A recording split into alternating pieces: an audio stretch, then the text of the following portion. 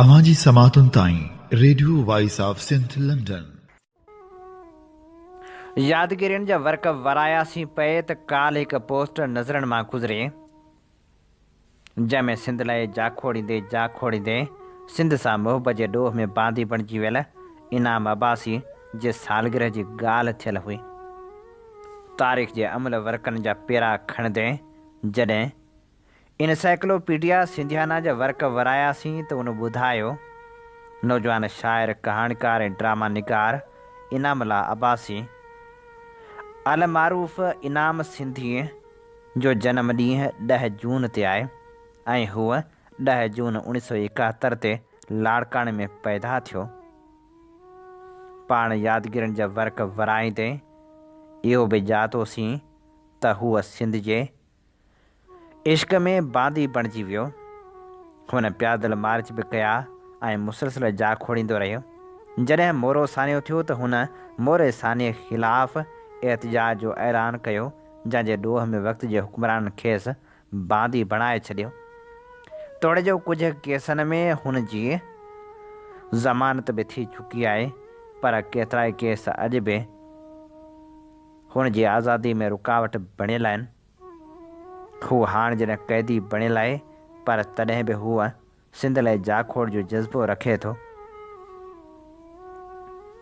नौजवान शाइर कहाणीकार ड्रामा निगार इनामुल्लाह अब्बासी 10 जून 1971 ते लाड़काणे में पैदा थियो। BA कयाईं। हूअ सुठो अदाकार बि रहियो आहे। मुख़्तलिफ़ ड्रामनि में पंहिंजा जोहर पिणु ॾेखारियाईं।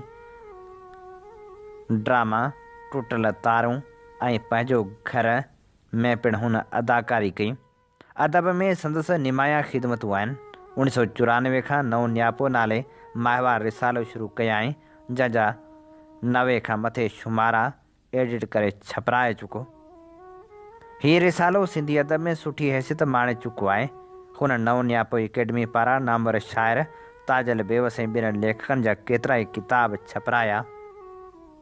सिंध जे माण्हुनि खे शऊर सां आरास्ता करण ऐं इंतिहा पसंदीअ खे रोकण लाइ हुन डॉक्टर शाहनवाज़ जी शहादत जे वाक़िए खां पोइ उमरकोट में मुफ़्त किताब पिणु विरहाया। हुन शऊर पखिड़ण जी कोशिशि कई ऐं सारी सब्जमार हू जदोजहद कंदो रहियो आहे। हाणे जॾहिं हूअ बांदी बणियल आहे, तॾहिं केतिरनि ई अॻवाननि खेसि तोड़ जो विसारे छॾियो आहे, पर हुन हिमत नाहे हारी ऐं हू अॼु बि चवे थो, जॾहिं बि आज़ादु थियासीं तॾहिं जदोजहद कबी, उहा जदोजहद जेका सदाईं सिंध लाइ रही आहे। पाण माण्हुनि ते बि इहो फ़र्ज़ु थो बणिजे त पाण सिंधी इनाम जी आज़ादी लाइ आवाज़ उथारियूं, त जीअं हूअ आज़ादी माणे सघे। अवांजी समातुन ताईं radio voice of Sindh London.